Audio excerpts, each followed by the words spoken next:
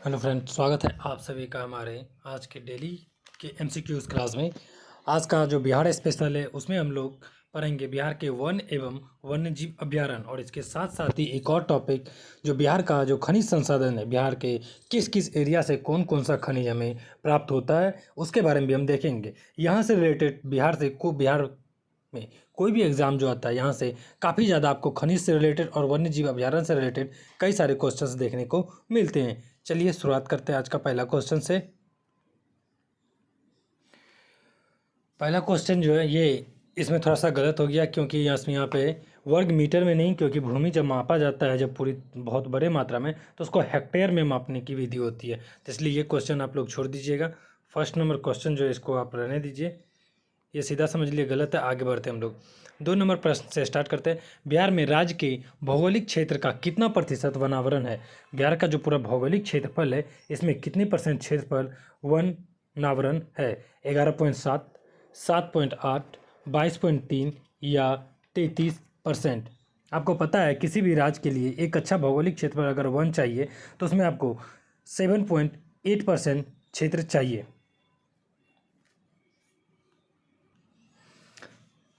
उसमें 33% वन अगर किसी भी राज्य में होगा तो वो बहुत ही अच्छा, वहाँ के वन इससे पारिस्थितिकी तंत्र जो बहुत अच्छा बना रहेगा। बिहार का जो है 7.8% है, बिहार का 7.8% वनावरण है।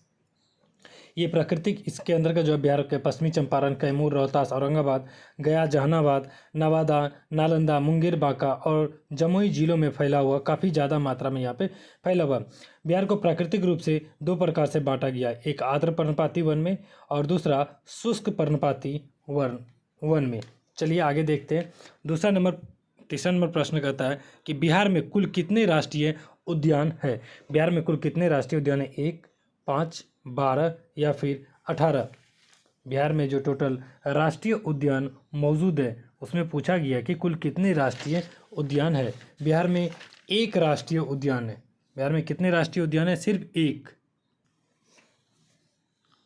चलिए इसमें जो एक है ये कब बनाया था? एक बिहार का जो वाल्मीकि वन्यजीव अभ्यारण्य है, कौन सा? वाल्मीकि वन्यजीव अभ्यारण्य, ये आपको पश्चिमी चंपारण में देखने को स्थित मिलेगा। लगभग 899.38 वर्ग किलोमीटर में फैला। कितना? 899.38 वर्ग मीटर में ये फैला हुआ है। इस वन में आपको कई सारे जानवर, भालू हो गया, हिरन हो गया, सांबर, चीता इत्यादि देखने को मिलेगा। और इसी वन्यजीव अभ्यारण्य को 1990 में राष्ट्रीय उद्यान और टाइगर रिजर्व भी घोषित किया गया। 1990 में ही से राष्ट्रीय उद्यान और टाइगर रिजर्व घोषित किया गया। बिहार में कई सारे राष्ट्रीय उद्यान हैं, जैसे नागी नकटी। आप कमेंट में बताइए नागी नकटी कहाँ पे स्थित है? आपको वहीं कैमूर में एक वन्यजीव अभ्यारण्य जिसको कैमूर वन्यजीव अभ्यारण्य कहलाता है। विक्रमशिला गंगा डॉल्फिन अभ्यारण्य जिसको गंगा नदी के भागलपुर एरिया को इसमें घोषित किया गया है, जिसमें डॉल्फिन के लिए एक विशेष क्षेत्र घोषित किया गया। वहीं गौतम बुद्ध वन्यजीव अभ्यारण्य जो कि गया जिले में स्थित है। चलिए देखते हैं वाल्मीकि 4 नंबर का था वाल्मीकि टाइगर रिजर्व स्थित है। वाल्मीकि टाइगर रिजर्व स्थित है, ये कहाँ पे स्थित है? अभी जस्ट हम लोगों ने बात की कि 1990 में पश्चिमी चंपारण में जो राष्ट्रीय वन क्षेत्र उसे 1990 में टाइगर रिजर्व घोषित भी किया गया था और 1990 में उसे राष्ट्रीय उद्यान भी घोषित किया गया। कहाँ पे? पश्चिमी चंपारण में। चलिए 5 नंबर, बरेला झील पक्षी आश्रय किस जिले में स्थित है? बरेला झील किस जिले में स्थित है? ए है बेगूसराय, बी है जमुई, सी है वैशाली और डी है गया। गया में भी जस्ट आप सुने कि गया में कौन सा वन्यजीव अभ्यारण्य स्थित है? गया में गौतम बुद्ध वन्यजीव अभ्यारण्य स्थित है। वहीं पे अगर बेगूसराय की बात करें तो बेगूसराय में वन्यजीव अभ्यारण्य है या नहीं है, ये आप जल्दी बताइए। चलिए इसका जो आंसर होगा वैशाली। बरेला झील कहाँ पे स्थित है? बरेला झील वैशाली में स्थित है। वहीं अगला प्रश्न देखते हैं हम लोग 6 नंबर, बिहार पृथ्वी दिवस कब मनाया जाता है? 9 अगस्त, 26 सितंबर, 28 नवंबर और 5 दिसंबर। कब मनाया जाता है बिहार पृथ्वी दिवस? इसका जो आंसर होगा 6 नंबर का ए नंबर, 9 अगस्त को बिहार पृथ्वी दिवस के रूप में मनाया जाता है। कितने? 9 अगस्त को बिहार पृथ्वी दिवस के रूप में मनाया जाता है। जबकि पूरे पृथ्वी दिवस देखें तो 22 अप्रैल को मनाया जाता है। पृथ्वी दिवस कब मनाया जाता है? 22 अप्रैल को मनाया जाता है। इस बार जो पृथ्वी दिवस मनाया गया तो इस बार की थीम क्या थी? इस बार का थीम क्या था ये आप बताइए। जो पूरे वर्ल्ड लेवल पे जो पृथ्वी दिवस मनाया गया 22 अप्रैल को, इस बार की थीम क्या थी? आपको थोड़ा सा कर देते हैं, प्लास्टिक से संबंधित थीम है। चलिए 7 नंबर, राष्ट्रीय वन नीति के अनुसार बिहार के पास कुल क्षेत्रफल के कम से कम कितने प्रतिशत हिस्सा वन होना चाहिए? अगर राष्ट्रीय वन नीति के हिसाब से देखें तो बिहार के पास कुल क्षेत्रफल का कितना परसेंट वन होना चाहिए? क्षेत्रफल के अनुसार से देखें तो बिहार के पास 22% वन होना चाहिए। कितने प्रतिशत? 22%। ए है 33, सी है 17, बी है 22 और डी है 11%। तो कितना प्रतिशत होना चाहिए? 22% कम से कम वन क्षेत्र होना चाहिए। लेकिन है कितना बिहार के पास? 7.8% है, जो कि बहुत ही कम दर दिखाया जा रहा है। 22 नहीं होगा, इसमें 33.33% होगा, क्योंकि इसके अंदर एक अभी जस्ट मैंने देखा उसमें कहा गया है कि राष्ट्रीय वन नीति 1998 के अनुसार यह बात कहा गया कि कोई भी प्रदेश हो, यानी कोई भी प्रदेश हो, कोई भी क्षेत्र हो, उसके कुल क्षेत्रफल का, यानी कि जितना बड़ा क्षेत्रफल है उसके क्षेत्रफल का 33.33% भाग वन होना चाहिए। एक बार क्वेश्चन फिर से देखते हैं, राष्ट्रीय वन नीति के अनुसार बिहार के पास कुल क्षेत्रफल के कम से कम कितने प्रतिशत वन है? हाँ सही है, 33%। बिहार का क्षेत्रफल के हिसाब से 33% यहाँ पे वन होना चाहिए, 33.33% वन होना ही चाहिए। 8 नंबर देखते हैं कि बिहार में मुख्यमंत्री शहरी वानिकी योजना प्रारंभ की गई। बिहार में मुख्यमंत्री शहरी वानिकी योजना कब प्रारंभ की गई? 2013-14 में, 2015-16 में, 2016-17 में, या फिर इनमें से कोई नहीं? बिहार में मुख्यमंत्री शहरी वानिकी योजना 2013-14 में प्रारंभ की गई थी। कब प्रारंभ की गई थी? 2013-14 में इसे प्रारंभ की गई थी। चलिए 9 नंबर प्रश्न देखते हैं कि हरियाली मिशन का उद्देश्य राज्यों में कितने प्रतिशत तक वृक्षादान के क्षेत्र को बढ़ाना है? जो हरियाली मिशन चालू किया गया उसमें किसी भी राज्य में कितने प्रतिशत तक हम वृक्षादान के क्षेत्रफल को बढ़ा सकते हैं? 10%, 15%, 20% या फिर 25%? इसका जो आंसर होगा 15%। किसी भी राज्य क्षेत्र में हरियाली के अनुसार से 15% तक क्षेत्र वृक्षादान कर सकते हैं, जिसके अंतर्गत गैर वन भूमि और फार्म लैंड को भी शामिल किया जाता है। कौन कौन? गैर वन भूमि और फार्म लैंड को भी शामिल किया जाता है। कितना? 15%। चलिए आगे देखते हैं 10 नंबर प्रश्न। 10 नंबर कहता है कि ग्रीन इंडिया मिशन के अंतर्गत बिहार के चयनित क्षेत्रों में शामिल है। ग्रीन इंडिया जो मिशन है इसमें बिहार का कौन सा क्षेत्र शामिल किया गया है? अघोरा यानी कि कैमूर, धरहार मुंगेर, सी है इमामगंज गया, या फिर उपरोक्त सभी? 10 नंबर का आंसर जो होगा ग्रीन इंडिया के अंतर्गत ये सभी क्षेत्र को शामिल किया गया है। क्या होगा? उपरोक्त सभी। 11 नंबर प्रश्न देखते हैं। 11 नंबर में कहता है कि बिहार सरकार ने सोसाइटी रजिस्ट्रेशन एक्ट के अंतर्गत, बिहार सरकार ने सोसाइटी रजिस्ट्रेशन एक्ट के अंतर्गत कितने वन वानिकी विकास अभिकरणों का गठन किया है? ए है 10, बी है 20, सी है 30 और डी है 40। 11 नंबर का जो आंसर होगा ए नंबर 10 होगा। कितना होगा? 10। फ्रेंड्स आपको पता होगा कि हमारे द्वारा लाए गए सभी MCQs जो है ये सभी किसी न किसी एग्ज़ाम में और ख़ास तौर पे बिहार PCS के ही क्वेश्चंस रहते हैं, क्योंकि जो प्रश्न अभी आ रहे हैं इनमें काफ़ी ज़्यादा पैटर्न चेंजिंग दिख रहा है, जो कि बिहार के किसी भी एग्ज़ाम के लिए आपको काफ़ी ज़्यादा मददगार साबित होगी, चाहे वो बिहार SSC का हो, कांस्टेबल का हो, दरोगा का हो, या फिर सचिवालय का एग्ज़ाम हो। इन सभी एग्ज़ाम में आपको यहाँ से आपको सीधे तौर पर, और अभी दोबारा देख रहे हैं कि बिहार BEd के लिए फॉर्म जारी कर दिया गया है, इसमें भी आपको ये काफ़ी ज़्यादा मददगार साबित होगी। और साथ साथ ही आपको बता दें BPSC टीचर्स वाले में के लिए भी ये काफ़ी ज़्यादा लाभदायक है। चलिए आगे देखते हैं हम 12 नंबर प्रश्न देखते हैं कि कांवर झील पक्षी अभयारण्य किस पक्षी के लिए प्रसिद्ध है? जो कांवर झील पक्षी अभयारण्य है ये किस पक्षी के लिए प्रसिद्ध है? कोयल के लिए, गरुड़ के लिए, या फिर साइबेरियन क्रेन के लिए, या फिर शुतुरमुर्ग के लिए? कांवर झील पक्षी अभयारण्य किस चीज़ के लिए प्रसिद्ध है? सबसे पहले ये जान लेते हैं ये है कहाँ पे। कांवर झील पक्षी अभयारण्य बिहार के बेगूसराय ज़िले में स्थित है। बिहार के कौन से जिले में? बेगूसराय जिले में। और इस झील की स्थापना 1989 में की गई थी, 1989 में, जिसके अंतर्गत ये जो है साइबेरियन क्रेन की वजह से काफ़ी ज़्यादा ये प्रसिद्ध है। किसकी वजह से? साइबेरियन क्रेन की वजह से। ऑप्शन में कहाँ है Siberian crane? C number answer जो आपको दिख रहा है बिल्कुल सही आंसर है। चलिए 13 नंबर क्वेश्चन, गौतम बुद्ध पक्षी अभयारण्य किस जिले में स्थित है? गौतम बुद्ध पक्षी अभयारण्य ये गया जिले में स्थित है। कौन से जिले में? गौतम बुद्ध पक्षी अभयारण्य गया जिले में स्थित है।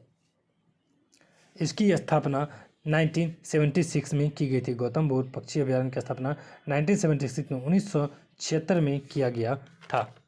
चलिए आगे बढ़ते हैं। पटना में स्थित संजय गांधी जैविक उद्यान की स्थापना कब हुई? जो पटना में जो संजय गांधी, आप जो देखते हैं कि पटना जो वन जीव हम जाते हैं वहाँ पे आपको देखने को मिलता है एक चिड़ियाघर, उसकी स्थापना कब की गई थी?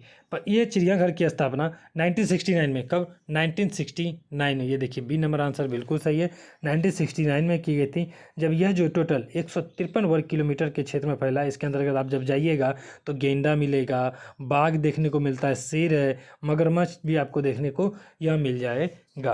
वहीं ऊदबिलाव भी इसके अंतर्गत रखा गया है। चलिए आगे बढ़ते हैं। 15 नंबर क्वेश्चन देखते हैं कि बिहार का एकमात्र राष्ट्रीय उद्यान कौन सा है? वाल्मीकि राष्ट्रीय उद्यान, बांदीपुर राष्ट्रीय उद्यान, मानस राष्ट्रीय उद्यान या कन्हा राष्ट्रीय उद्यान। आपको पता होगा बिहार का एकमात्र राष्ट्रीय उद्यान कौन सा है? वाल्मीकि राष्ट्रीय उद्यान, जो कि कहाँ पे? बिहार के पश्चिमी चंपारण में। और इसे राष्ट्रीय उद्यान कब घोषित किया गया था? 1990 में इसे राष्ट्रीय उद्यान के तौर पर घोषित किया गया था। चलिए 16 नंबर देखते हैं। 16 नंबर में क्या कहता है? कैमूर पठार, जो बिहार का कैमूर पठार है, ये किसके लिए प्रसिद्ध है? बिहार के तांबा, चूना पत्थर, लिथियम या फिर बॉक्साइट।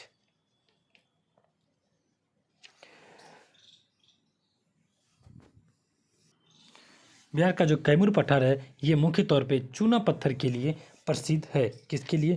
चूना पत्थर के लिए ये ज़्यादातर पे प्रसिद्ध देखने को मिलता है। वहीं चूना पत्थर अगर देखा जाए तो बिहार के रोहतास, यानी कि सही कैमूर, रोहतास, मुंगेर, इन जिलों में कैमूर का काफ़ी ज़्यादा मात्रा देखने को मिलती है। इसी के अयस्क के रूप में हम लोग स्लेट को जानते हैं। चलिए कहाँ पे देखने को मिलता है चूना पत्थर? ज़्यादातर रोहतास और मुंगेर जिले में आपको चूना पत्थर ज़्यादा देखने को मिलेगा। चलिए 17 नंबर प्रश्न देखते हैं। बिहार में कोयले का अनुमानित भंडार कितना है? बिहार में कोयले का अनुमानित 1260 करोड़, 303 करोड़ टन, 25,310 करोड़ टन या फिर 16 करोड़ टन। बिहार में कोयले का आपको पता होगा बिहार में ज़्यादा कोयला तो स्थित है नहीं, इसलिए इसका आंसर क्या हो जाएगा? 16 करोड़ टन स्थित है। बिहार में कितना कोयला है? 16 करोड़ टन।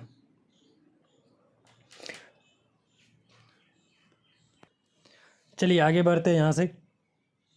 18 नंबर प्रश्न देखते हैं। 18 नंबर कहता है कि 1 जनवरी 2003 को बिहार में कोयले के अनुमानित भंडार थे मिलियन टन में। बिहार में कोयले का अनुमानित भंडार 1 जनवरी 2003 को कितना था? 260 या फिर 360, फिर कहता है 160 और 210।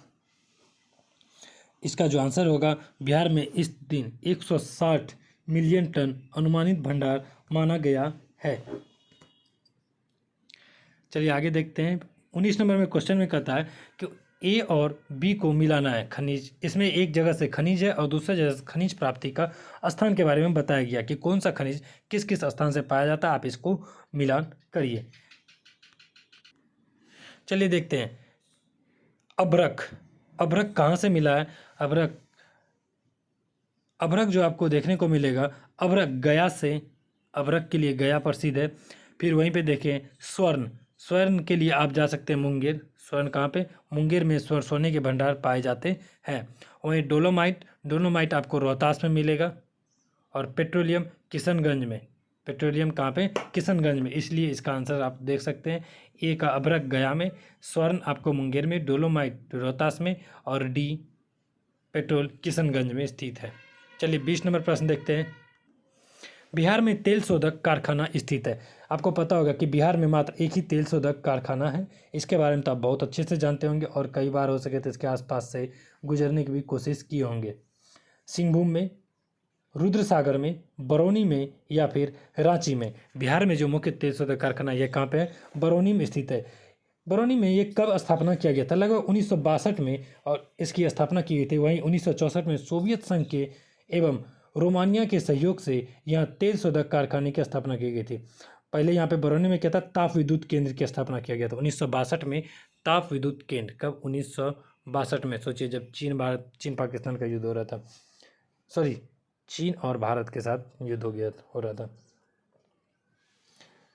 1962 में। कब खोला गया था? ताप विद्युत के 1962 में। वहीं इसकी जो स्थापना है सोवियत संघ और रोमानिया के साथ तेल शोधक कारखाना 1964 में चालू किया गया था और ये बिहार में एकमात्र तेल शोधक कारखाना है।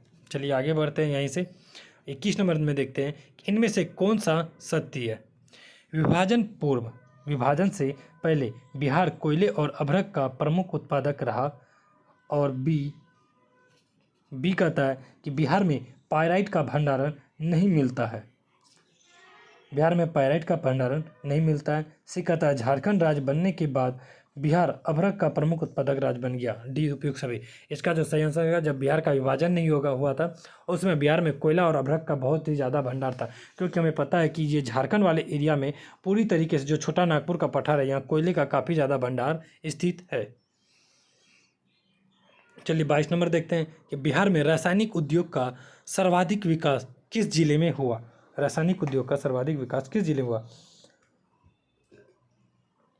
नवादा, मुंगेर, रोहतास एवं बरौनी, पटना एवं गया, पूर्णिया एवं कटिहार। इसका जो आंसर होगा रोहतास एवं बरौनी। कहाँ? रोहतास एवं बरौनी। चलिए 23 नंबर देखते हैं कि pyrite phosphate and calcium limited, pyrite phosphate and calcium limited जिसे शॉर्ट में पीपीसीएल बोलते हैं, बिहार के किस जिले में स्थित है? पश्चिम चंपारण, रोहतास, मुंगेर, पटना।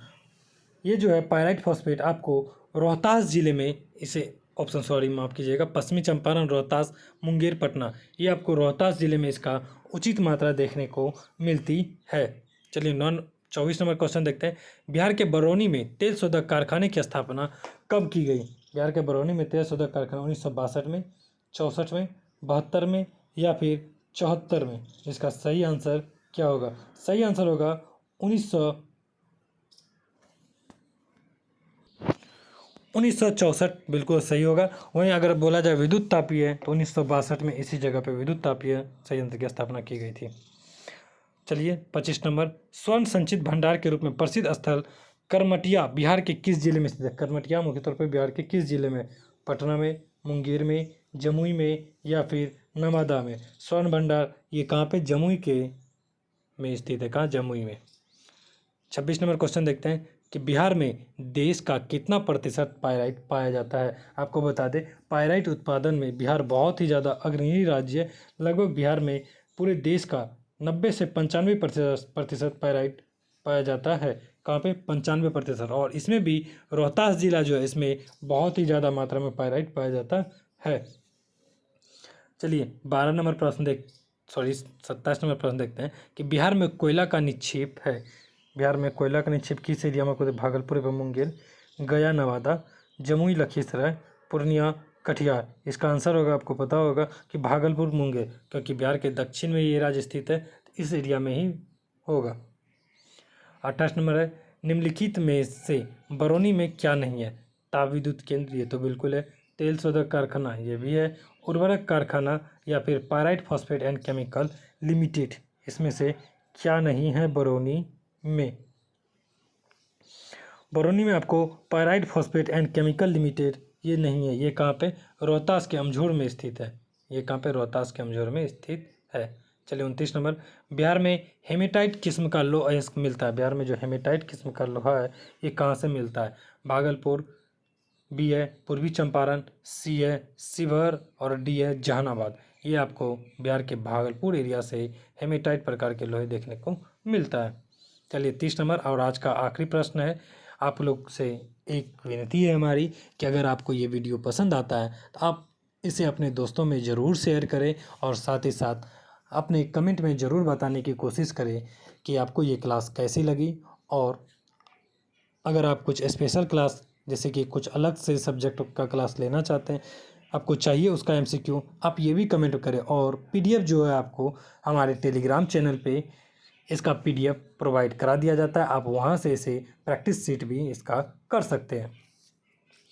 वहीं सीमेंट निर्माण में विद्युतीय प्रतिरोध, सीमेंट निर्माण में विद्युत प्रतिरोध सामानों में विस्फोटक निर्माण में ऑप्शन तो बोले नहीं क्वेश्चन। तो इसमें बिहार में सौरा खनिज का उपयोग होता है। जो सौरा है इस खनिज का उपयोग किसके लिए होता है? सीमेंट निर्माण में, विद्युत प्रतिरोध सामानों में, विस्फोटक निर्माण में, उपयुक्त में से कोई नहीं। इसका आंसर जो होगा 15 का C नंबर, विस्फोटक निर्माण में इसका काफ़ी प्रयोग किया जाता है। धन्यवाद फ्रेंड्स, मिलते हैं हम लोग इसी तरीके से नेक्स्ट MCQ के साथ। और अपना प्यार हमारे साथ बनाए रखिए और आप लोग डेली ज़्यादा से ज़्यादा इसे शेयर करें, क्योंकि आप देख रहे हैं चैनल पे बहुत ही कम स्टूडेंट्स हैं। और आप इस चैनल को सब्सक्राइब ज़रूर करें ताकि हमारा